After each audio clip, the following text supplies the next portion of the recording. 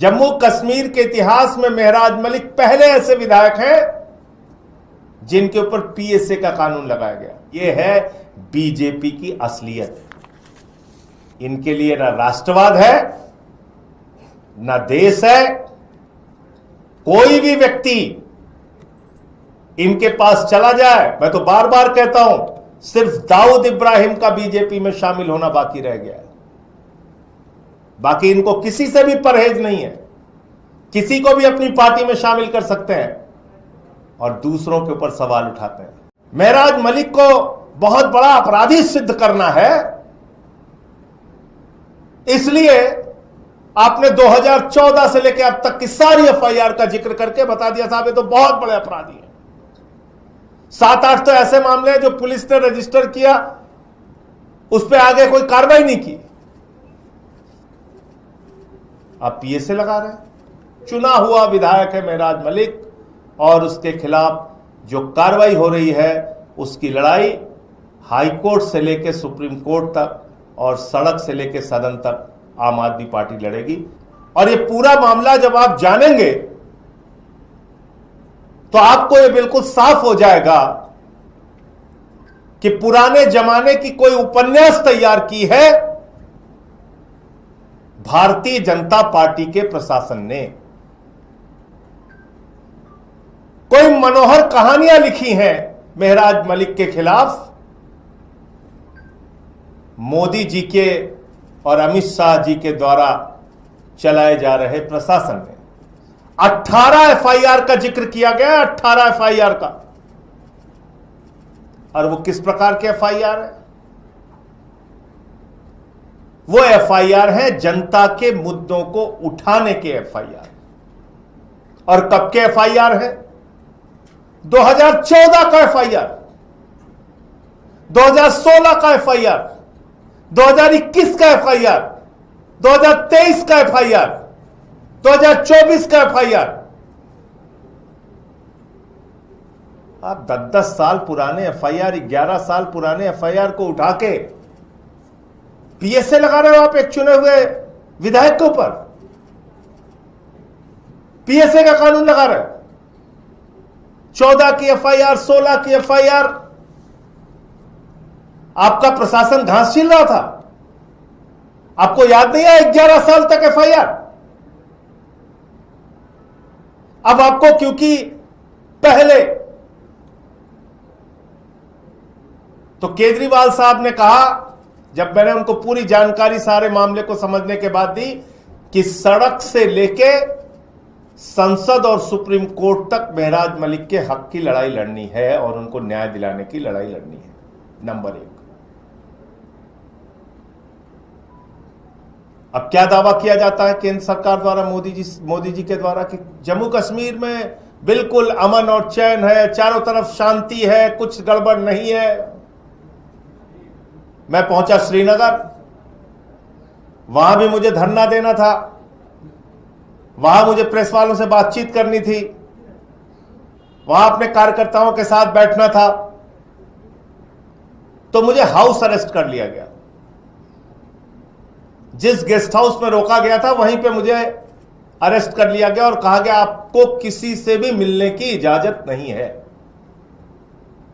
यह है जम्मू कश्मीर की स्थिति, यह है वहां का लोकतंत्र और यह वहां का संविधान है।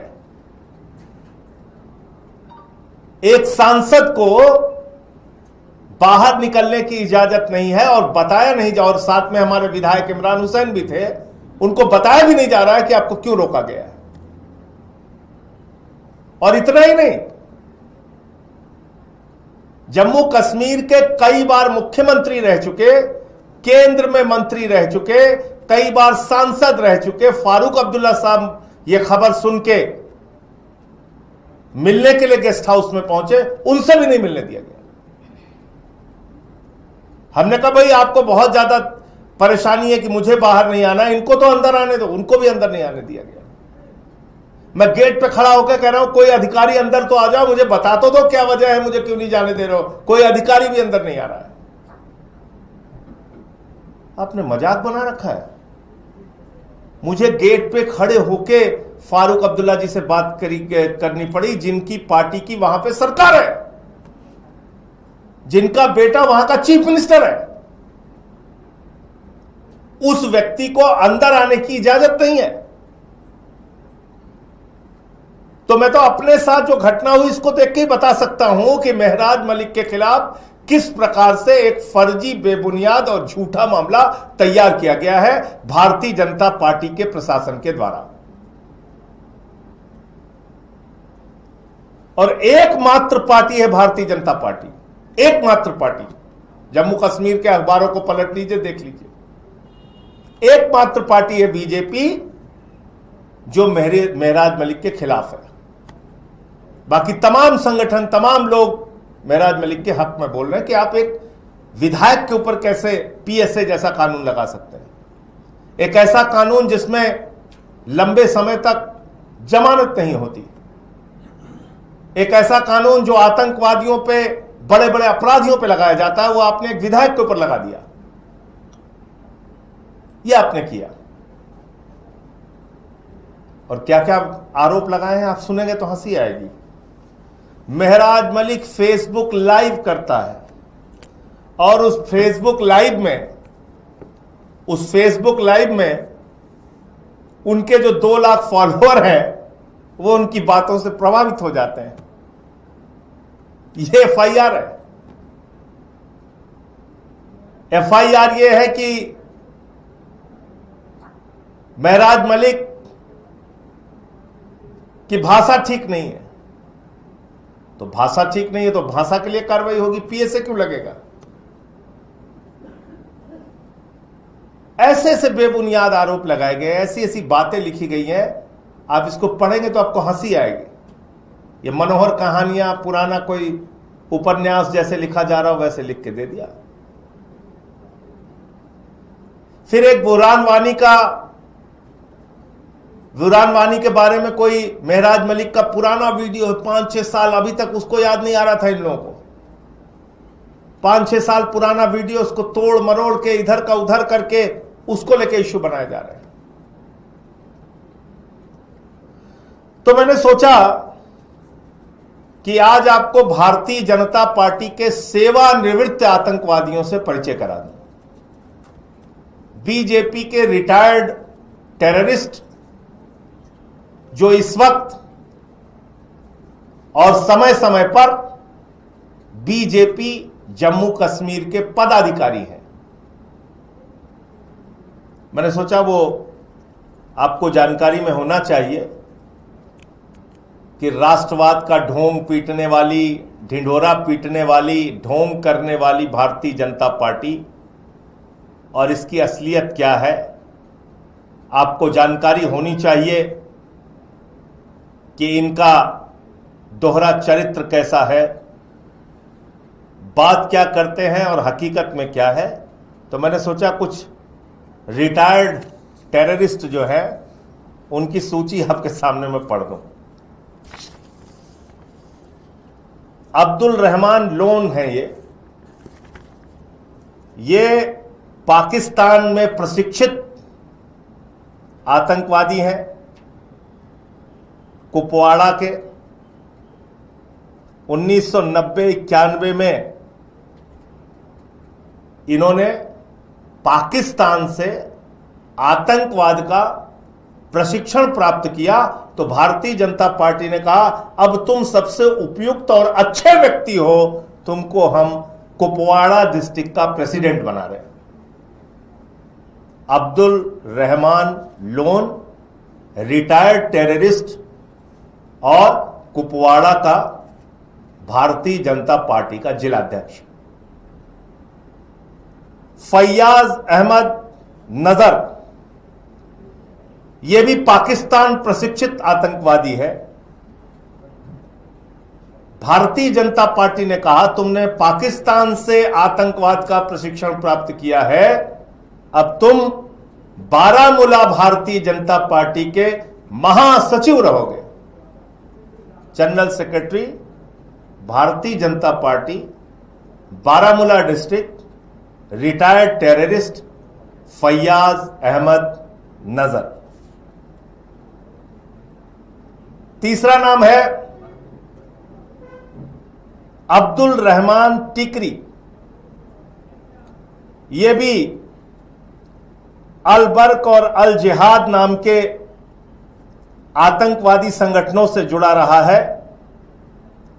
बाद में इसने सरेंडर किया और सरेंडर करने के बाद इसने राजनीति ज्वाइन करना चाहा, तो भारतीय जनता पार्टी ने कहा कि तुम दो संगठनों में, आतंकवादी घटनाओं में, आतंकवादी संगठनों में, तुम दो संगठनों में काम कर चुके हो, तुम हमारे लिए सबसे उपयुक्त और अच्छे व्यक्ति हो और तुम्हें हम बांदीपोरा डिस्ट्रिक्ट का प्रेसिडेंट बना रहे हैं।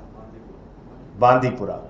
अब्दुल रहमान टिकरी, retired terrorist, district president, Bandipura. आगे का नाम है अब्दुल मजीद मीर। अब्दुल मजीद मीर ये पाकिस्तान प्रशिक्षित आतंकवादी है। 1990 के दशक में इसने पाकिस्तान से आतंकवाद का प्रशिक्षण लिया।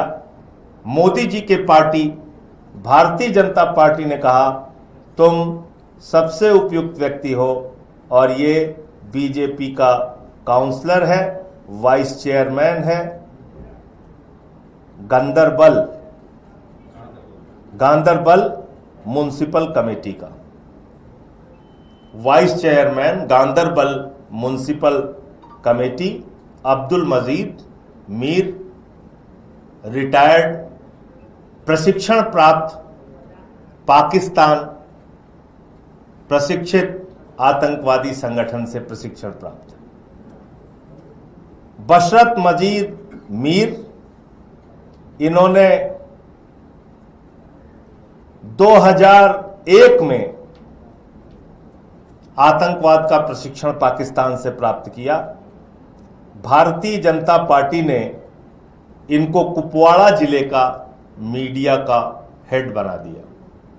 बीजेपी ने कहा तुमने पाकिस्तान से आतंकवाद का प्रशिक्षण लिया है 2001 में, हमारे लिए सबसे अच्छे व्यक्ति हो, तुमको हम डिस्ट्रिक्ट मीडिया का प्रेसिडेंट बना रहे हैं कुपवाड़ा का।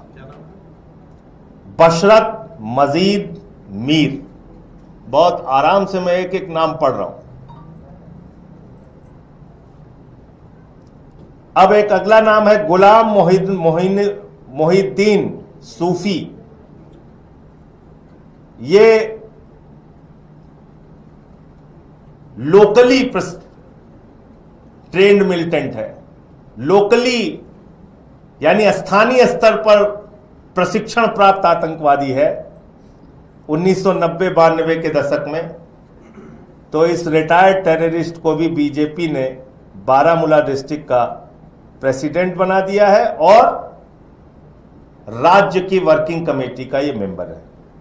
जावेद अहमद मीर, ये भी रिटायर्ड टेररिस्ट है और ये बीजेपी किसान मोर्चा का वाइस प्रेसिडेंट है। कुपवाड़ा डिस्ट्रिक्ट का प्रेसिडेंट है। जहूर अहमद शेख, ये पाकिस्तान प्रशिक्षित आतंकवादी है और ये जिला पंचायत का चुनाव भारतीय जनता पार्टी के टिकट पर लड़ चुका है। गुलजार अहमद मलिक पाकिस्तान प्रशिक्षित आतंकवादी है और बीजेपी माइनॉरिटी मोर्चा कुपवाड़ा का प्रेसिडेंट रहा है। फारूक अहमद खान,